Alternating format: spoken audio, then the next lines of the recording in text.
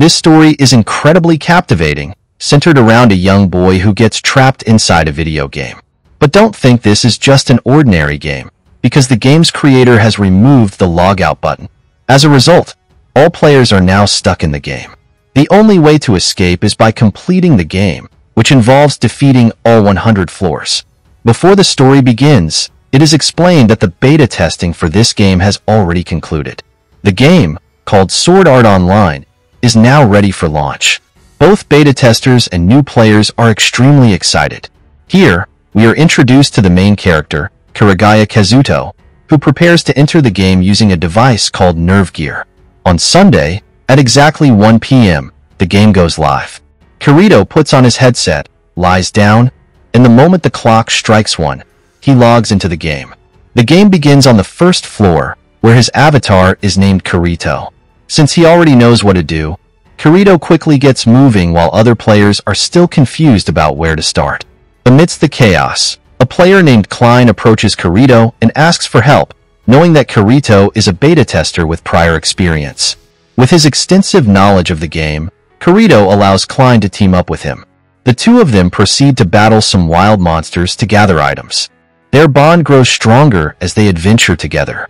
At one point, Klein mentions that he ordered pizza and tries to log out to eat it, but he can't find the logout button.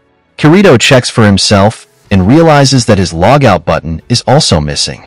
Initially, they assume it's a bug, but soon after, they are transported to the main city square in the game. There, the game's creator, Kayaba Akihiko, appears and explains that the missing logout button is not a glitch but an intentional feature of the game. If anyone attempts to forcibly remove the nerve gear, they will die. The only way to escape is by completing the game, which requires defeating all the bosses on all 100 floors. Each floor has a boss that must be defeated before players can advance to the next one. After defeating the final boss, they will be returned to the real world. Suddenly, all players are transported again, but this time their in-game avatars are replaced with their real-world appearances, mirroring their actual physical looks. Realizing that arguing is pointless, Kirito decides to focus on the task at hand, clearing all 100 floors to escape. He begins his journey to the next village. When Kirito asks Klein if he wants to come along, Klein declines, saying he can't abandon his friends who are still confused and overwhelmed. Klein chooses to stay behind. Kirito, on the other hand, has no problem moving on. He leaves and continues his journey alone. He knows that if he wants to finish the game, he needs to become the strongest player. Kirito is ready for this challenge. A month passes, and it's revealed that the first floor still hasn't been cleared. Out of the original 10,000 players who entered the game, 2,000 have already died. Despite this, the first floor remains undefeated. The main reason is the lack of unity and teamwork among the players. Many tried to fight alone and were killed one by one. Seeing this dire situation, some of the strongest players hold a special meeting for elite players. They discuss strategies to conquer the first floor, realizing that if they struggle here, clearing all 100 floors will be impossible. During the discussion, a player named Diabel speaks up. He reveals that his team previously discovered the location of the boss room on the first floor. However, his team was wiped out because they didn't plan their strategy properly. They relied solely on brute strength, found the boss room, but ultimately failed. Diabel proposes forming 6 teams to work together and defeat the boss through a coordinated effort. Everyone began forming teams, but Kirito couldn't find anyone willing to team up with him. That was when he noticed a girl named Asuna sitting alone. He approached her and spoke to her, and they eventually formed a team together. Before they could strategize, a player named Cabello appeared and blamed the beta testers, claiming they should apologize for having prior experience in the game, while others were playing for the first time. However, another player named Agile calmly approached Cabello and explained that while beta testers did have an advantage, they had also created a guide to help other players. Agile showed the guide to everyone, saying it could help them better understand how to defeat the boss. The scene shifted, and we saw them arrive at the boss room. All the teams surrounded the boss, and at first, everything went according to the guide. However, the boss suddenly pulled out a very powerful sword. Kirito immediately recognized it as the same sword he had seen during the beta testing phase. He warned everyone to stay back. Unfortunately, Diabel was too close and was critically injured.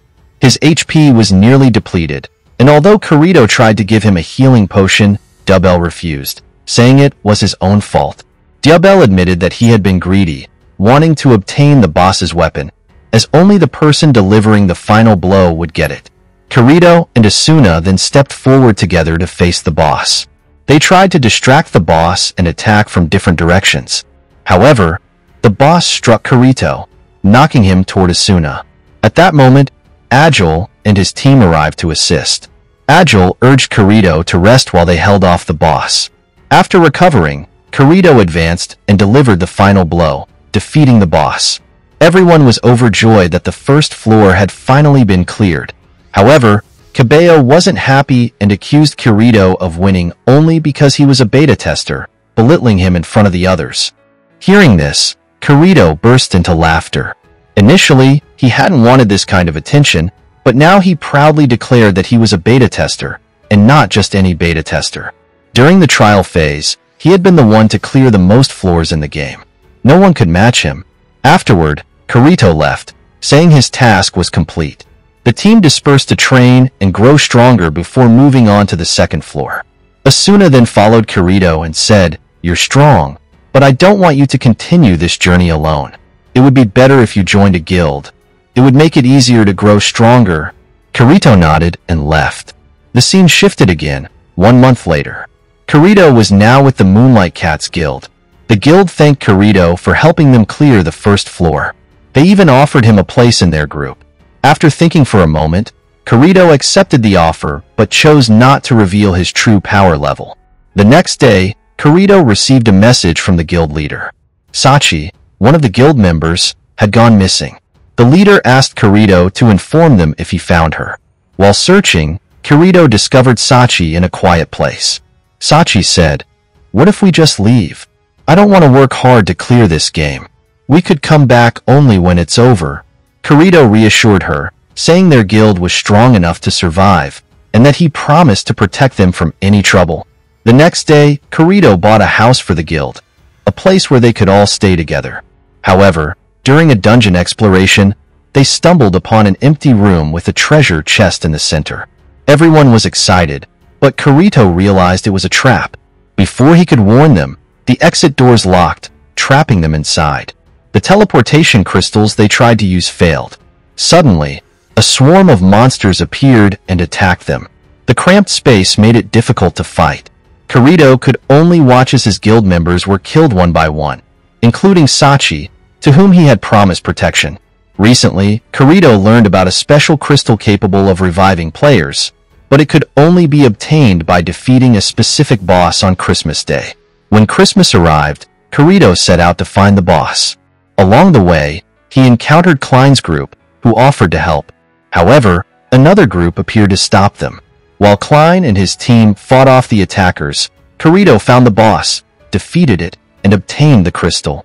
Upon returning, Kirito discovered that the crystal could only be used within 10 seconds after a player's death. Since his friends had died months ago, the crystal was useless. Kirito gave the crystal to Klein and was overwhelmed with sadness. Later, he received a recorded message from Sachi. In the message, Sachi thanked Kirito for being a good friend and told him not to blame himself for her death. Instead of comforting him, the message deepened Kirito's despair. Afterward, we are introduced to Silica, a beast tamer who left her team following an argument with Rosalia, one of her teammates. On her way back to another town, she was attacked by monsters. Her pet tried to protect her but was ultimately killed. Gravely injured, Silica's life was in danger. Silica began losing strength and was on the verge of being killed by the monsters when Kirito appeared just in time.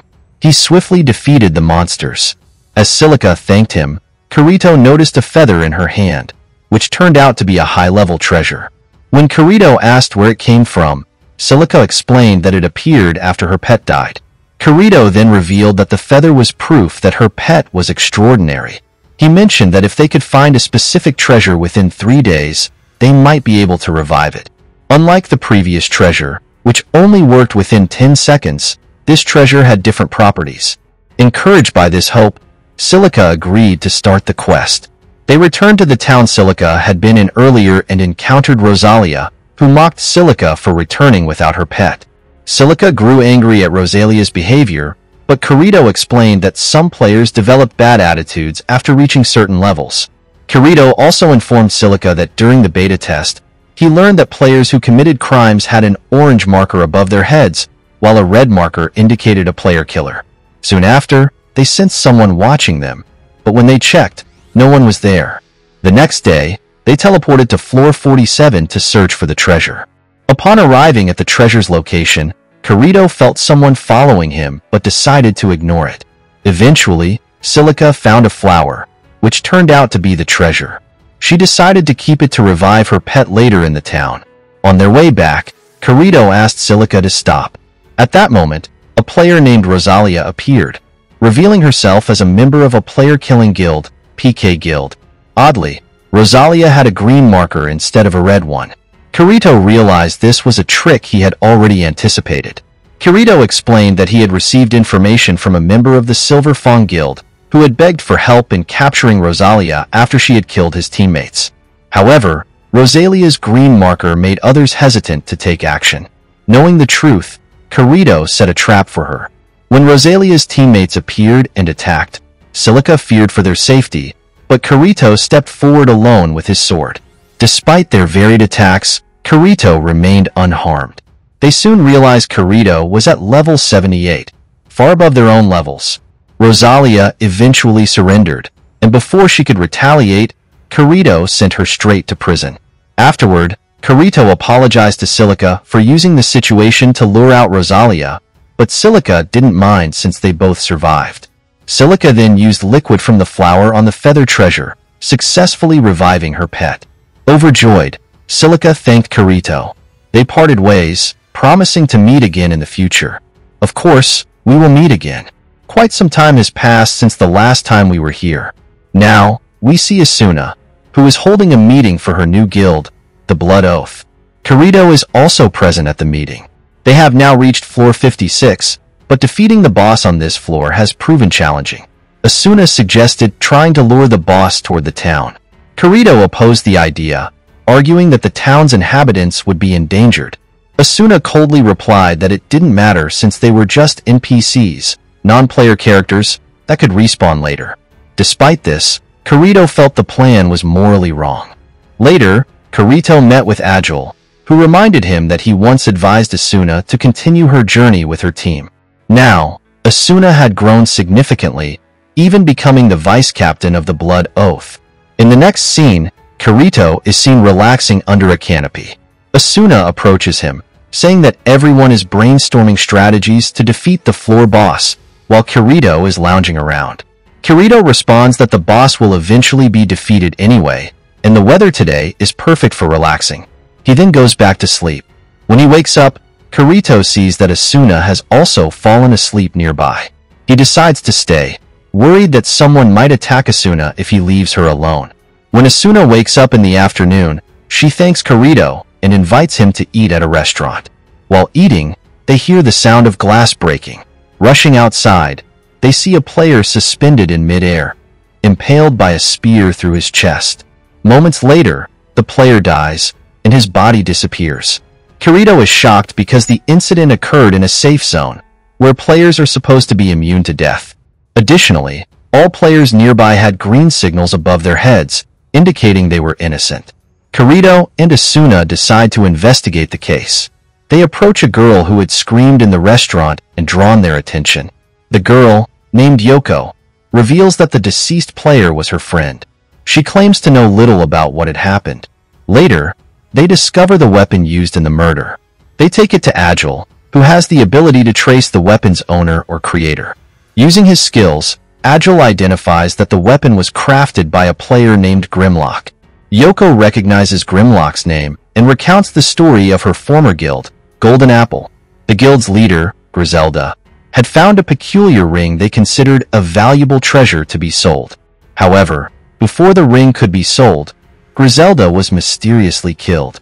Her husband, Grimlock, became a recluse after the tragedy. Golden Apple's members included Yoko, the recently deceased player, and another player named Schmidt. The three of them desired the ring for themselves. Schmidt left the guild after they lost a battle against a group called the Divided Dragon Alliance. Kirito reflects that a player's death in a safe zone is only possible under three scenarios. First, a fair duel between two players where no red signal is triggered. Second, a bug or glitch in the game. Third, a specific item or tool that allows killing without activating a red signal. However, Kirito finds the third option implausible, as such an item would not likely exist in the game. Later, Kirito and Asuna accompany Yoko to meet Schmidt. Along the way, Yoko reveals she doesn't suspect Schmidt, but believes that Griselda's spirit has returned for revenge. She suggests that Griselda's mysterious death was linked to the attempt to sell the ring. As they talk, Yoko suddenly walks to a window and looks out. Startled, she loses her balance and falls, seemingly stabbed by a dagger mid-fall. At the same time, Kirito spots a shadowy figure standing atop a distant building. Kirito chases the mysterious player, whose face is obscured, but the player uses a teleportation stone to escape. Meanwhile, Kirito and Asuna regroup with Schmidt, who is visibly terrified. Schmidt begins to believe that Griselda's ghost might be behind the events. Kirito, however, finds this idea illogical. As Kirito and Asuna sit together in the evening, Kirito wonders if Griselda's ghost could truly be seeking vengeance. Asuna, while urging Kirito to eat, says they can think about it later. Kirito is surprised to see that Asuna can cook. When he tries to grab food from his bag, it falls to the ground and vanishes. Suddenly, Kirito has a realization. The scene shifts to Schmidt, who visits Griselda's grave, apologizing for any wrongdoing. Two mysterious individuals appear, frightening Schmidt. They reveal that they've discovered evidence suggesting Schmidt had a teleportation stone before Griselda's death. Schmidt finally admits his guilt but claims he doesn't know who instructed him to act. Meanwhile, Kirito and Asuna theorize that although players in a safe zone can't lose health points, there might be tools that can weaken their equipment. Kirito concludes that the first victim's armor was likely weakened, making him vulnerable. However, because he was in the safe zone, he couldn't be killed outright. When attacked, he must have used a teleportation stone to escape. Schmidt eventually confesses to owning a teleportation stone, but begs not to be killed. At that moment, three members of Laughing Coffin appear and immobilize Schmidt. However, Kirito arrives just in time, forcing the Laughing Coffin members to flee. It was later revealed that the two mysterious individuals were Yuko and another player who had passed away. They devised this plan to uncover the real murderer of Griselda. They knew someone was behind it all, but Schmidt himself was unaware. Kirito and Asuna concluded that when a couple gets married in the game, their inventories are linked. If one of them dies, the inventory of both is transferred to the surviving partner. Kirito suspected Grimlock, and they eventually found and captured him. Grimlock admitted to killing Griselda, but his reasons were different. He explained that he and Griselda were husband and wife in the real world. However, after some time playing the game, Griselda's behavior changed, which led Grimlock to make the decision to eliminate her. He had planned everything and then helped Yuko and the other player find the killers so no one would suspect him. However, now Yuko and the other player were taking him away to teach him a lesson with kindness. At this point, Asuna asked Kirito what he would do if, in the future, he got married and his wife changed. Kirito replied that no matter what, he would never kill anyone. But just then, they saw Griselda's ghost appear, seeking vengeance. She was simply relieved that Kirito had uncovered the truth. Sometime later, we see Asuna visiting her friend Lisbeth, who is actually a blacksmith. That means she forges weapons. At the time, Asuna mentioned that she hadn't seen Kirito for several days and didn't know what he was busy with, which made her miss him. After Asuna left, Kirito also arrived there. He came to see Lisbeth because he needed a stronger sword than his current one. Lisbeth showed him her strongest sword, but when Kirito struck it with his own sword, the strongest one shattered into pieces. Seeing this, Lisbeth was stunned. Kirito said she needed to use a truly strong metal. Kirito had explored previous floors and knew there was a dragon that consumed crystals, and when those crystals mixed with the acid in its stomach, they formed an extremely strong metal. Kirito suggested they could craft a very powerful sword if they could obtain the metal from the dragon's stomach. To find the medal, the two went to the snowy 55th floor. As they ventured forward, they encountered the dragon. However, when Kirito attacked it, the dragon countered, causing both Kirito and Lisbeth to fall into a massive pit. There was no way out of the pit except for the opening above where they had fallen. Kirito tried climbing up, but the icy surface made it too slippery, and he fell back down. With no other way out and night approaching, they decided to sleep there.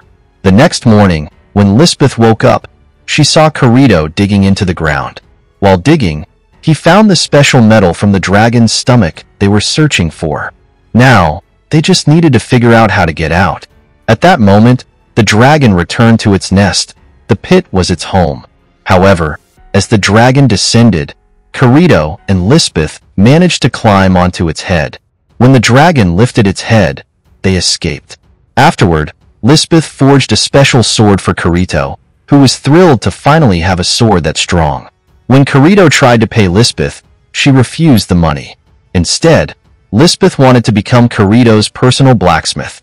Having spent so much time together, Lisbeth began to develop feelings for Kirito. She almost confessed, but Asuna arrived at that moment, so Lisbeth couldn't express her feelings. The scene then shifted, revealing that 2 years had passed since the game's launch. Kirito continued adventuring alone, striving to become stronger. He was hunting monsters in the forest when he came across a raccoon, a very rare creature. Kirito captured it and brought the raccoon to Agile. Trembling with excitement, Agile noted that Kirito had caught an S-ranked raccoon, which was both incredibly rare and powerful. Eating the raccoon would grant special abilities. Kirito asked Agile to cook it, but Agile declined, admitting he wasn't skilled enough for such a task. Kirito asked who could cook it. Suddenly, Asuna appeared with another member of the Blood Oath Guild. She mentioned that she had leveled up her cooking skills and offered to help Kirito if they split the meal 50-50. Kirito agreed. Although Asuna was willing to cook for him, Kirito didn't have a place to stay and eat. But Asuna invited him to her house. Kirito was surprised by her offer. The Blood Oath member accompanying Asuna was her bodyguard. Asuna told him that since Kirito was with her, he didn't need to stay. The bodyguard felt that Asuna might consider Kirito stronger than him. He asked, "How can you say that?" But Asuna replied that it was her decision, and ultimately, the bodyguard had to leave. At home, Asuna gave Kirito some food and then, with a serious tone, told him that he couldn't survive alone as a solo player in this world. The further they advanced, the greater the dangers they faced. Therefore, they should team up. Kirito agreed, and the two of them formed a team. The next day, Kirito was sitting when Asuna approached him in an unusual manner. At the same time, a bodyguard arrived and challenged Kirito to a duel to determine whether Kirito was truly worthy of protecting Asuna. Kirito accepted the challenge, but the fight ended in a single strike. When the bodyguard's sword clashed with Kirito's, his sword easily broke. Kirito's new sword, made from a nearly indestructible metal, was far superior. Even so, the bodyguard refused to admit defeat and claimed he wouldn't accept the loss. However, the reality was clear. He had lost. Later, Kirito and Asuna reached the 74th floor, aiming to defeat the boss there. On their way, they encountered several monsters and defeated them together. Kirito thought that teaming up with Asuna wasn't such a bad idea. When they arrived in front of the boss room, they both took out teleport crystals, knowing that the 74th floor boss wouldn't be an ordinary enemy. Upon opening the door, a massive monster with a giant, dangerous-looking eye appeared. They immediately fled and took a moment to rest. Asuna asked Kirito why he only used a single sword and didn't use a shield in his other hand, as it might help him in battles. For some reason, Kirito didn't want to answer. Asuna reassured him that it was okay, and he didn't need to explain. She mentioned that the 74th floor felt like there was a celebration happening. Around that time, Klein and some of his friends arrived. They were shocked to see Kirito with another player, especially a girl, as Kirito was known to be a solo player. They began imagining stories in their heads. At the same time, a guild we saw earlier in the story, the Moonlight Cats, appeared. Kirito had been a member of this guild before deciding to continue as a solo player. The guild leader approached Kirito, asking for all information about the area.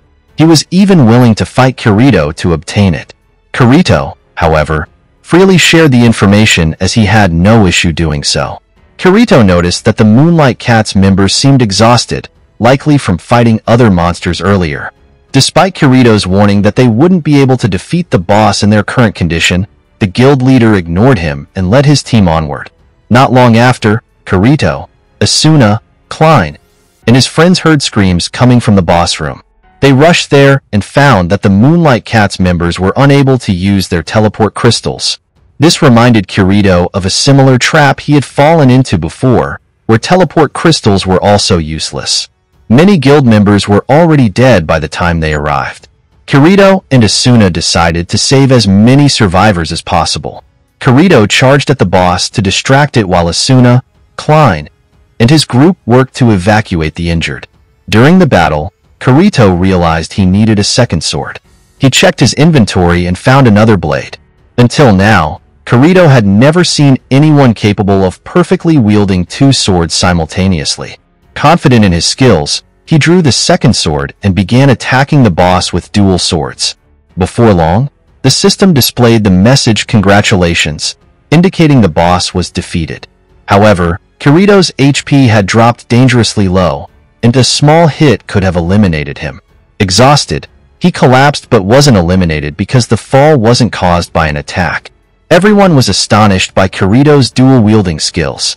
Klein exclaimed, "How can you use that skill? There's no information about it in the guides. It's an incredibly rare ability. No one's been able to use it until now." They were all impressed, and as a result, they decided not to leave Kirito's side for the next few days. Because of his unique ability, Kirito attracted the attention of the Blood Oath Guild. The guild's vice-captain, who was also its leader, summoned Kirito. The vice-captain, aware of Kirito and Asuna's relationship, said, "Are you trying to steal one of our members?" However, Kirito didn't understand the accusation. Knowing Kirito's special skills, the captain challenged him to a duel to assess his strength. He proposed a wager. If Kirito lost, he would have to join their guild. Kirito accepted the challenge. The duel was set to be a fair fight in a massive arena, with a large crowd gathering to watch, as the captain of the Blood Oath Guild was famous. Like Kirito, the captain had a special skill. He could wield both a sword and shield with exceptional strength. The battle began, and it was revealed that no one had ever managed to land a hit on the captain before, as he always protected himself with his shield. However, Kirito broke through the shield and landed the captain's first ever injury. The captain refused to give up. Kirito seized another opportunity and launched a counterattack, but suddenly time seemed to slow down. This allowed the captain to dodge, block Kirito's sword with his shield, and counterattack, ultimately knocking Kirito down. Kirito's defeat at that time was truly shocking because he didn't understand what had actually happened. However, now he had to join the Blood Oath Guild. Later, Asuna asked why Kirito didn't want to join their guild. Kirito then shared his story. He explained in detail how he once promised to protect the Moonlight Cat Guild, but he failed to save all its members back then. Because of that, he decided never to join another guild again. Hearing this, Asuna looked a little sad. Afterward, it was time for training since Kirito had just joined his new guild. Interestingly, Kirito had to train that day alongside Asuna and a bodyguard. Godfrey, their supervisor, also joined them as he was their senior. During the training session, the bodyguard suddenly attacked Kirito using a chemical substance that could paralyze the body. As soon as Kirito was hit, his body became paralyzed. The bodyguard then approached Godfrey and attacked him, killing him within moments. After killing Godfrey, the bodyguard turned his attention to Kirito. However, before finishing Kirito off, he revealed that he was actually a member of the Laughing Coffin group. Kirito was shocked to hear this and tried to heal himself, but the effects of the chemical had not fully worn off. At that moment, just in time, Asuna appeared and attacked the bodyguard. Even so, the bodyguard was extremely strong, having hidden his true strength, allowing him to overpower Asuna. The bodyguard was on the verge of killing Asuna when Kirito stepped in and took the blow with his right arm. As a result, his right arm was severed, but Kirito managed to defeat the bodyguard using only his left hand. Afterward, they performed basic first aid as normal people would.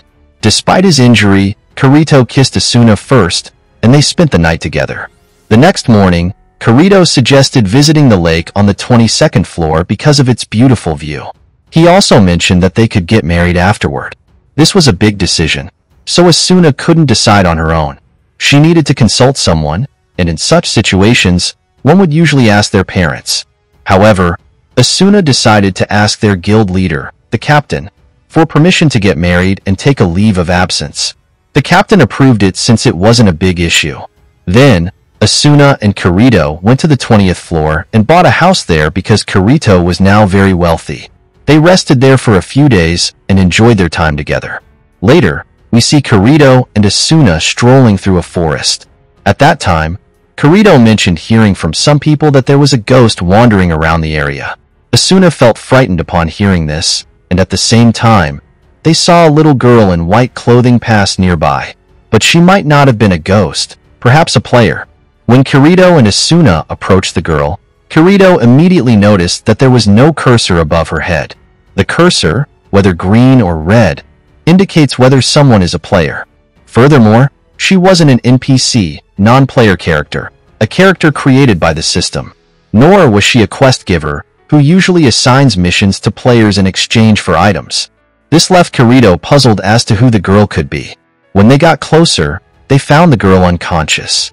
The next day, when she woke up, we learned her name was Yui. However, Yui couldn't remember anything about her past. Apart from her name, they knew nothing else. Yui also couldn't speak fluently, so she struggled to say Kirito's name correctly. Instead, she called him Daddy and Asuna Mommy.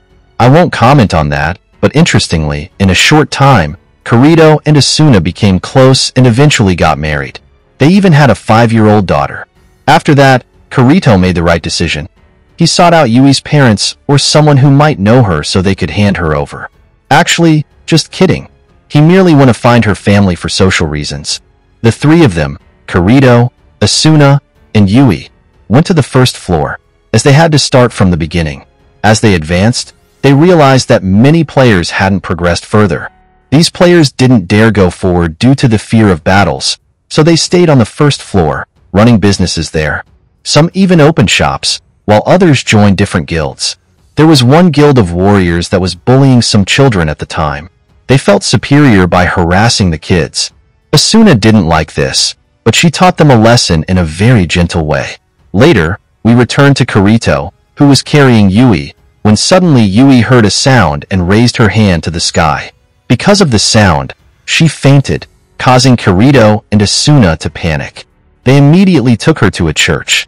At the church, Kirito met a player who lived on the first floor and took care of children there. However, the player said they had never seen Yui before and didn't recognize her. Then, Kirito met another player, a girl named Yulier.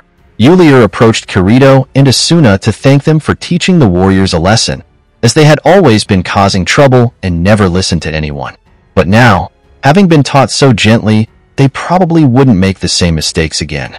The girl then asked Kirito for help, explaining that her guild leader, named Thinker, had gone missing. She also shared a story about Kibu, who initially called Kirito names because Kirito was a beta tester. The story goes like this. Kibu stayed on the first floor because, from the beginning, he was a coward. He invited Thinker for a talk. Since Thinker was a kind guild leader, he agreed to meet. Kibu called him to a dangerous location without informing him of the risks. Kibu said he wanted to discuss something, so Thinker came alone and unprepared. Afterward, Yulier explained that Thinker never returned and might have been killed. Asuna was initially skeptical of Yulier's story, but Yui assured them that Yulier was telling the truth. Kirito decided to help, so they headed to the dangerous location. The dangerous place wasn't too far, and when they arrived, they saw that Thinker wasn't dead but was trapped within the danger. Upon seeing this, Yulier, who perhaps had feelings for him, ran toward Thinker, but he warned her not to come closer as there was a trap. However, she didn't listen, and suddenly, a massive boss-level monster appeared before her. The boss monster had no discernible level. It was stronger than any opponent Kirito had faced before. Kirito planned to fight the monster, but no one could defeat it because its level far surpassed everyone else's. At that moment, Yui stepped forward. Despite being a child, it turned out that Yui was an immortal object. She possessed immunity powers, making the monster incapable of harming her.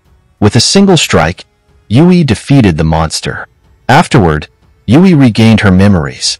She recalled everything and explained to Kirito and Asuna that she was an immortal object, a kind of AI developed within the game. Her role was to manage the emotions of all players, but due to an error, she couldn't fulfill this task and could only observe the emotions of others. At one point, she saw Kirito and Asuna, who had found happiness within the game. Most players felt trapped and stressed about clearing the game, but Kirito and Asuna appeared content. Witnessing this, Yui decided to approach them. However, in her attempt to meet them, she lost her memories. In reality, Yui had also used the system to summon the boss-level monster so she could delete it. But this act was detected by other AIs within the game, and they began trying to delete Yui. Before Yui could be entirely erased, Kirito quickly typed on a keyboard connected to the game to create an in-game item that could store Yui's program. He succeeded just in time. Meanwhile, we learned that Kirito and Asuna's vacation had lasted 2 weeks. They then received an emergency notification from the guild. They hurried to the guild, where the guild leader informed them that a team of 20 members had gone to fight a boss-level monster. However, when the room where the battle took place was cleared, neither the boss nor the team members were found. If the players had been defeated, their bodies should have been there, but they weren't. The guild leader asked Kirito and Asuna to form another team to investigate what had happened. Initially, Kirito refused, citing the danger of the place. However, Asuna cried, saying she couldn't let Kirito go alone. Kirito eventually agreed. As they departed, they encountered Klein and Agile, who were ready to help. The four of them formed a new team with several other players and went to the site. When they arrived, the room seemed empty at first, but suddenly, a terrifying skeletal boss monster appeared from above. This monster was incredibly dangerous. A single strike could annihilate the players. However, with the help of their swords, Kirito and Asuna managed to dodge its attacks. The guild leader also joined to assist. Through teamwork, they eventually defeated the monster, but their condition was dire. They began to doubt whether they could clear the 75th floor, especially with 25 more floors to go and losing allies at every stage. During this time, Kirito noticed something odd about the guild leader's HP status. Normally, a player's HP would be green when full, yellow when halved, and red in critical stages. Yet the guild leader's HP remained green even when it should have been halved. Kirito grew suspicious because this was impossible. To confirm, he attacked the guild leader, but his strike was nullified. A tag reading Immortal Object appeared in front of Kirito, the same tag he had seen with Yui.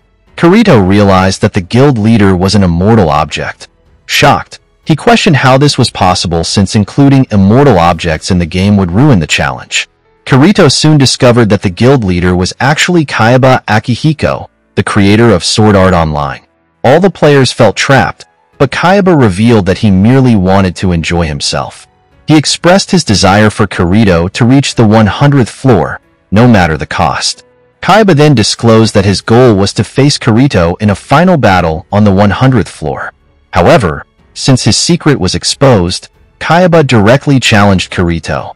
If Kirito managed to defeat him, Kayaba promised to release all the players from the game. This was a difficult decision for Kirito, as his friends, including Asuna, begged him not to accept the challenge. They had two main reasons. First, if Kirito refused, Kayaba would return to the 100th floor, giving Kirito more time to grow stronger. However, the time needed was too long, and Kirito felt he couldn't wait. Ultimately, Kirito accepted the challenge, vowing to defeat Kayaba at any cost. Before the battle began, Kirito asked Kayaba to ensure that if he died, Kayaba would explain the situation to Asuna. Kirito made this request because Asuna had previously stated that if he died, she wouldn't be able to live without him. Thus, Kirito brought Asuna with him to this point. In the fight, Kirito realized how formidable Kayaba was as the game's creator. Kayaba effortlessly deflected Kirito's every move. When Kayaba prepared to deliver a final, fatal blow to Kirito, Asuna suddenly sacrificed herself to protect him. She took the attack and lost her life. Devastated, Kirito was struck by Kaiba's sword, reducing his HP to 0. By all accounts, Kirito should have died, but he refused to give up. Using his last strength, Kirito managed to stab Kaiba with his sword. Kirito resolved that even if he died, he wouldn't let Kaiba survive. When Kirito loses consciousness, he suddenly teleports to a strange place. There, he meets Asuna and Kaiba. Kaiba admits that he himself does not know why he created the game, but he feels that the reason might be his desire to create a world where no one could control him. After that conversation, Kirito and Asuna embrace each other one last time, happy that they could meet again. Suddenly, Kirito wakes up in a hospital. He decides to search for Asuna in the real world. With that, this story comes to an end. However, the next part could be created if this story gains enough support.